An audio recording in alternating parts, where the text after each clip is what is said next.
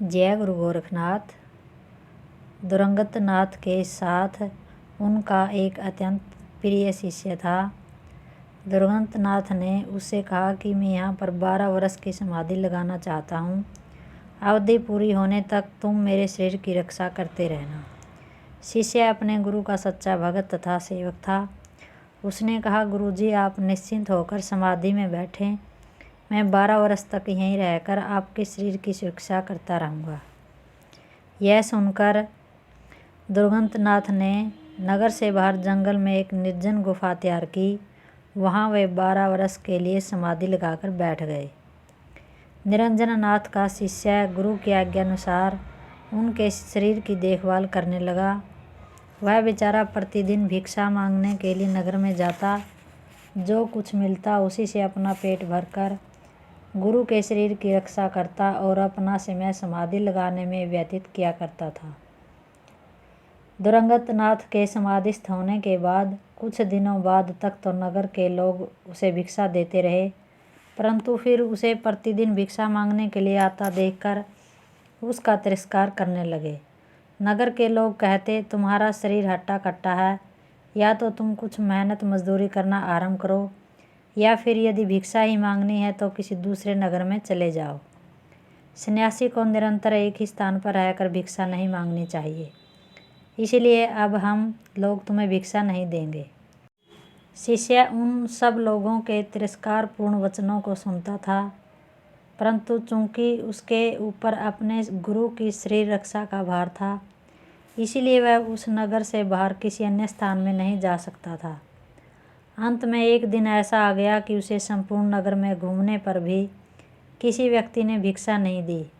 निराश होकर वह नगर से बाहर निकलकर एक वृक्ष के नीचे आ बैठा। पहले तो उसने रोष में भरकर उस नगर को दरिद्रता का शाप देने का निश्चय किया, परंतु फिर अपने क्रोध को दबाकर वह चुपचाप भगवान शंकर का स्मरण करने लगा। उसी समय एक वृद्धा लकड़हारिन अपने सिर पर लकड़ी का गट्ठर रखे हुए उस स्थान पर जा पहुंची। उसने अपने सिर से लकड़ी का बोझ उतारकर साधु को प्रणाम किया, फिर उन्हें चिंतित देखकर पूछने लगी, हे महाराज, आप इस स्थान पर चिंतित क्यों बैठे हैं? शिष्य ने लकड़हारिन से अपना कष्ट कह दिया।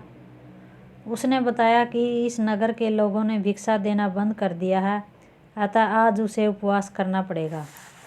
सब वृत्तांत सुनकर लकड़हारिन बोली, महाराज, मैं जाति की कुम्हारिन हूँ, लकड़ी बेचकर अपनी आजीविका चलाती हूँ। मैं अपने घर से आपके लिए भिक्षा लेकर आती हूँ, आप कृपा पूर्वक उसे स्वीकार करें। यह कहकर लकड़हारिन चली गई। थोड़ी देर बाद वह अपने घर से 2 रोटियां ले आई। शिष्य ने उन रोटियों को खाकर पानी पिया, फिर लकड़हारिन से कहा, हे माता, अपने गुरु की सेवा के लिए मुझे यहाँ अभी कई वर्षों तक रहना पड़ेगा। नगर के लोगों ने तो भिक्षा देना बंद कर दिया है, इसलिए मेरा विचार है कि मैं जंगल से लकड़ियाँ इकट्ठी करके बाजार में बेच आया करूँगा। उससे जो पैसा मिलेगा उसका मैं आटा खरीद लाया करूँगा। तुम मेरे लिए 2 रोटियाँ बना देना। लकड़हारिन ने यह बात स्वीकार कर ली। उस दिन से शिष्य जंगल में जाकर लकड़ियाँ बीनने और उन्हें नगर में बेचने लगा। उससे जो पैसे मिलते उनका आटा खरीदकर वह लकड़हारिन को दे देता था। लकड़हारिन उसके लिए रोटियां बना देती थी। शिष्य दिन भर परिश्रम करने के बाद भी लकड़ी बेचकर इतना पैसा पैदा नहीं कर पाता था कि वह अपने पेट भरने लायक आटा खरीदकर ला सके। फलतः वह आधा पेट भूखा रहने लगा। उसका शरीर दिन प्रतिदिन दुर्बल होता चला गया। आंखें गड्ढे में धंस गई तथा सिर के बाल उखड़कर गिर पड़े, परंतु शिष्य ने हिम्मत नहीं हारी। यह गुरु की सेवा में निरंतर लगा रहा। धीरे धीरे 12 वर्ष का समय पूरा हो गया। यथा समय दुरंगत नाथ की समाधि भंग हुई। उन्होंने आंखें खोलकर अपने सामने शिष्य को बैठे हुए देखा तो वह पहले तो उसे पहचान ही नहीं पाए। बाद में उसके कंठ स्वर को सुनकर जब उन्होंने पूछा कि तेरी यह दशा कैसे हो गई, तो शिष्य ने उन्हें संपूर्ण वृत्तांत कह सुनाया। शिष्य की गुरु भक्ति को देखकर दुरंगत नाथ को अत्यंत प्रसन्नता हुई, परंतु नगरवासियों की दुष्टता को देखकर उन्हें अत्यंत क्रोध आया। उन्होंने उसी समय अपने शिष्य से कहा कि इस नगर में यदि तुम्हारा कोई प्रिय व्यक्ति हो तो उसे इसी क्षण नगर से बाहर निकल जाने के लिए कह आओ, क्योंकि थोड़ी ही देर में यह नगर मेरी क्रोधाग्नि का शिकार बनकर नष्ट भ्रष्ट हो जाएगा। शिष्य ने गुरुजी के क्रोध को शांत करने तथा नगर की रक्षा करने के लिए बहुत कुछ कहा सुना, परंतु गुरुजी किसी भी प्रकार अपने क्रोध को शांत करने के लिए तैयार नहीं हुए।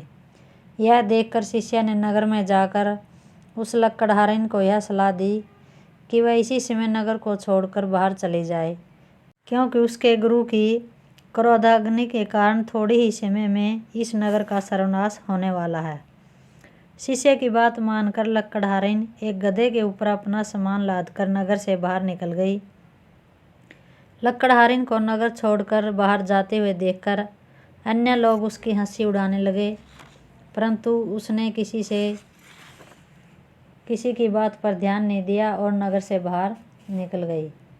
शिष्य ने गुरु के पास लौटकर जब यह सूचना दे दी कि लकड़हारिन नगर से बाहर निकल गई है और अब नगर में उसका कोई प्रिय व्यक्ति नहीं है, तब दुर्गंधनाथ ने अत्यंत क्रोध में भरकर पटन सो हटन अर्थात पटन नगर का नाश हो जाए वाक्य का उच्चारण करते हुए प्रत्यपास्त्र मंत्र से अभिमंत्रित जल को पृथ्वी पर छिड़क दिया।